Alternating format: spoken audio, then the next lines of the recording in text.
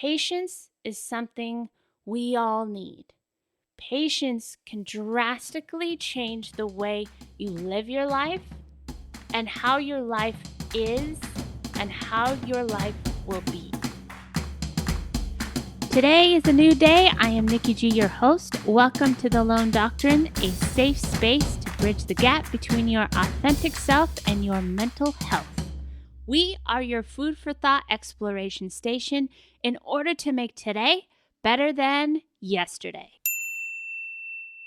Hello and welcome to another month of the Lone Doctrine. I'm super stoked you're here. Whoever you are, wherever you're listening, I hope life is good.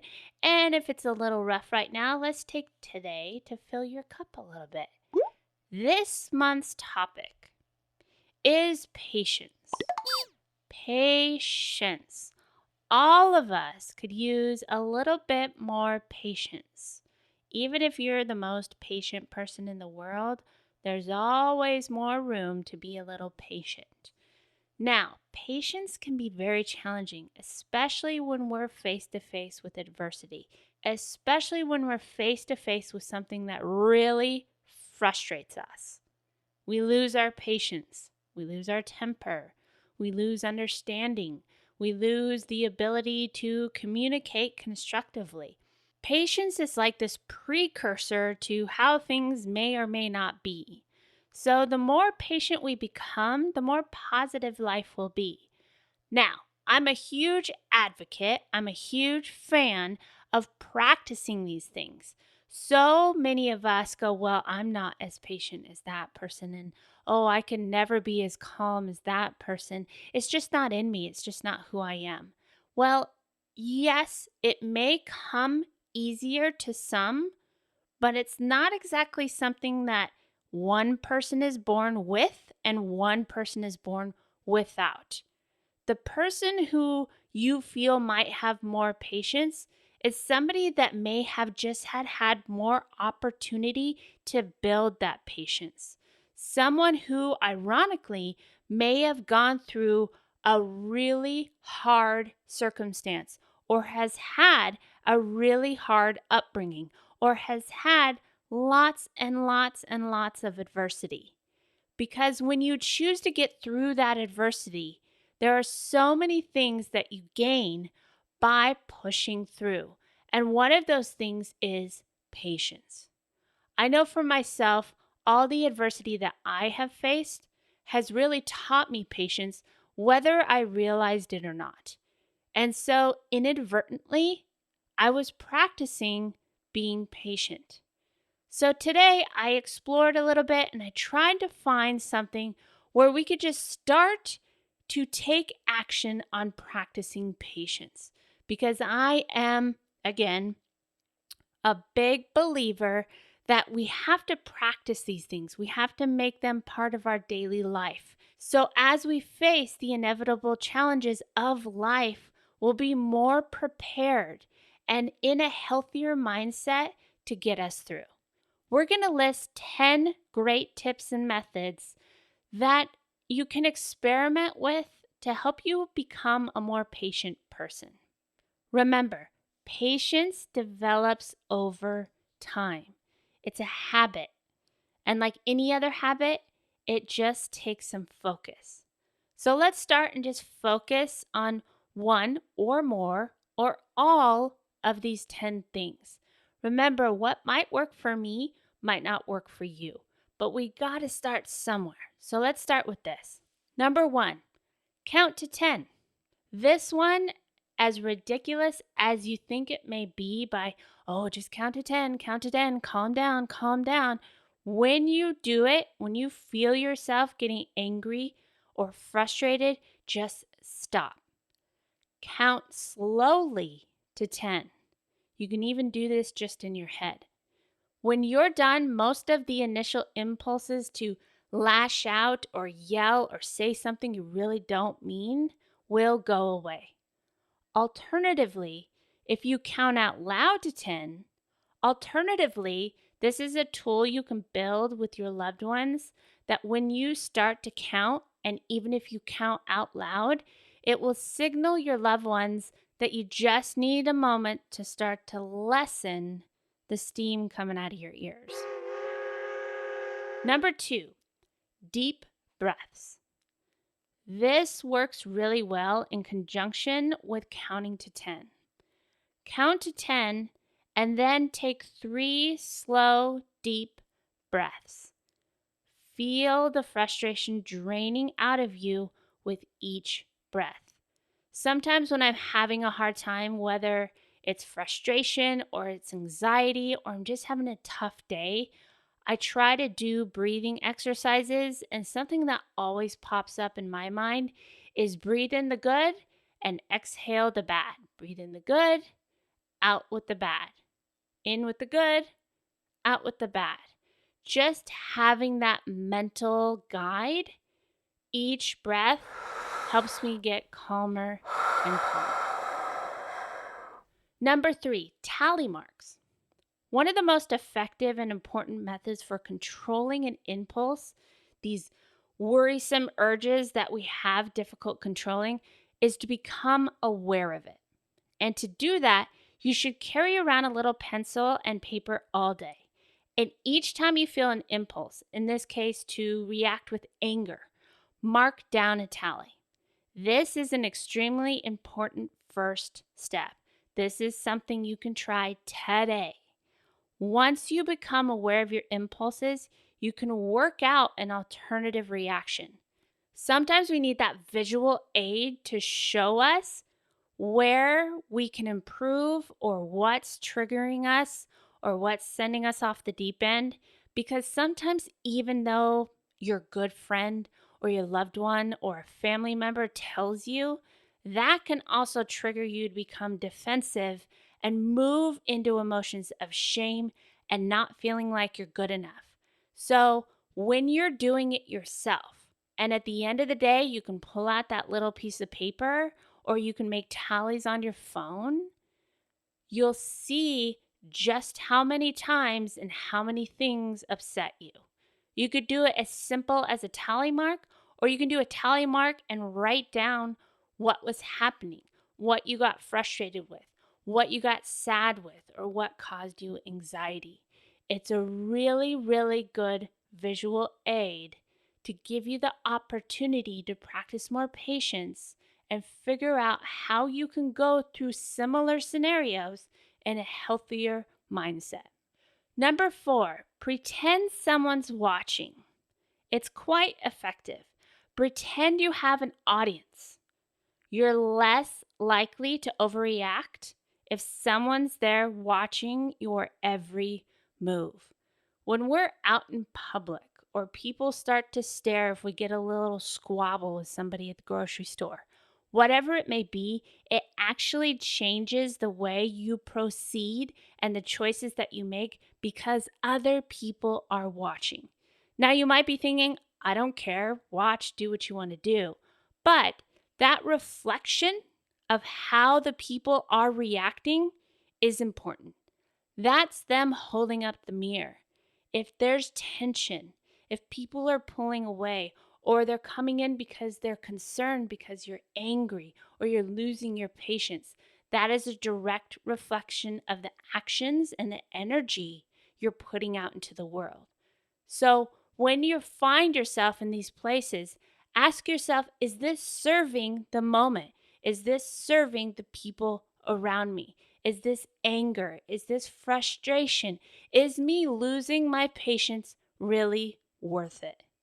More often than not, it's not. Number 5, ask yourself what someone you admire or someone you look up to would do. My mom is one of the most patient people I know. I literally have only seen her get mad maybe less than 5 times, and I can't even recall many of them. And when she gets mad, I know it's really, really bad because she is a very, very patient person. So when I find myself rising, I think, how would my mom handle this? And using this role model, I begin to change my behavior to something more positive. You can use any role model you want. It can even be somebody you don't know personally. But when we use the role model, it gives us an example of how to proceed in a more positive direction. Number 6, how does this help?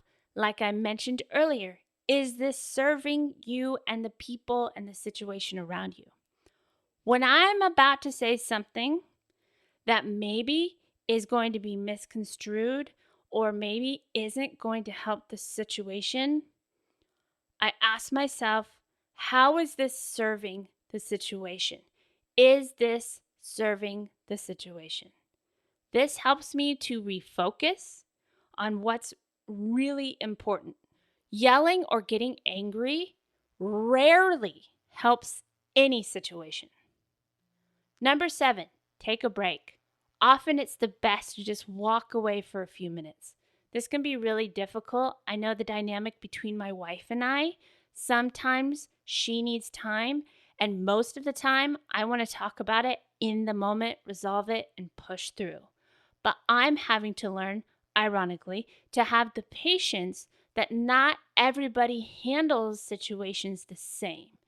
And I have to work on trying to understand that she just may need a few minutes or more sometimes. That she might need to just take a break. You might need to take a break from the situation to let yourself calm down, plan out your words and actions and a solution, and then come back calmly and more constructively. Number 8, teach. This is something that helps me a lot. I remember that in times of frustration, or especially when other people don't understand, or when I am the receiver of hate, or someone is bullying me, I find my patience in being able to be the teacher. I become the teacher. And this may sound really strange, and this takes a lot of patience. And I have to try and open the door to teach them and almost diffuse what they're throwing at me with the reality and the positivity of what is happening. Even if I've said something to someone over and over again, and the world is changing, and I feel that they should know already. We always refer to the year, oh, it's 2021. That's so 1950s. Get with it. The thing is not everyone has the same access or the same resources or the same education or experience to move through time in a way. I come from a very small town, and a lot of the people there are very small town thinking. Now, that may sound like I'm putting them down, and I'm not. I am clearly trying to illustrate that it's a lack of resources. There's a lot of people that live the same way, grow up the same way, go to the same schools. Granted, there's only one middle school, one high school in my town, and everything is the same generation to generation. It's only when we step out of that bubble that we're able to bring in knowledge. And some people do, but some people don't. And so I've had to learn to be patient, to become the teacher, and remember that a lot of times it's not going to be solved in the first try. But I always refer to it as planting a seed. Find new ways to talk about it. Find new ways to teach something, and you're more than likely to be successful in the end. And number 9, visualize. This works best if you do it before the frustrating situation comes up. When you're alone and in a quiet place, visualize how you want to react the next time you get frustrated or the next time you lose your patience or get angry. How do you handle the situation? How do you look? What do you say? How do you want the people around you to react? How does it help your relationships? Think about all these different things. Visualize the perfect situation and then try to actually make that happen when the situation comes up. And number 10, just laugh. Sometimes we need to remind ourselves that no one is perfect. Sometimes we need to remind ourselves that no one is perfect, that we should be enjoying this time, and that life should be fun and sometimes funny. Smile, laugh, be happy. It doesn't always work, but it's good to remind yourself now and then, especially if what you're getting frustrated with and why you're losing your patience is so small in comparison to the big picture of life. Patience is something we all need. Patience can drastically change the way you live your life and how your life is and how your life will be. So I encourage you to try one of these, try all of these, and realize that not every scenario, there isn't just one that's going to work for it all. You may have to switch them around. You may find yourself ebbing and flowing between 2 or 3 or all. But as you start to practice these things, you'll find more and more what works for you. And some of these things will eventually become second nature. You won't even realize you're doing it. A lot of times people will tell me, wow, you're just so patient. It didn't come naturally.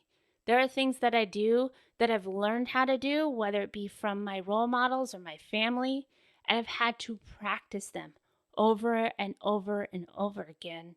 And now it just comes naturally. That's not to say I'm like perfectly patient. No one is. But I have the resources and the tools to keep building my patience. That's what's important. So as we move through this month, we'll start to explore this topic of patience, and hopefully throughout the month, we'll all be building our ability to have more patience. So before I leave you today, I wanted to reach out and not only say thank you for being here and thank you for being a listener, I also wanted to share that if you want to know more, if you need that extra motivation or support, I'm on all social media platforms. Facebook, Instagram, if you need that pick-me-up quote or that pick-me-up video. I am now on TikTok at Lone Doctrine, where I do lots of funny things and you get to see a little bit of an insight of my personal life and my home life and my puppies. So, if you're on any of those platforms, I would love for you to join me. And another way that you can help support our podcast is by telling a friend, leaving a review, or better yet, join us at patreon.com/Lone Doctrine. patreon.com/Lone Doctrine.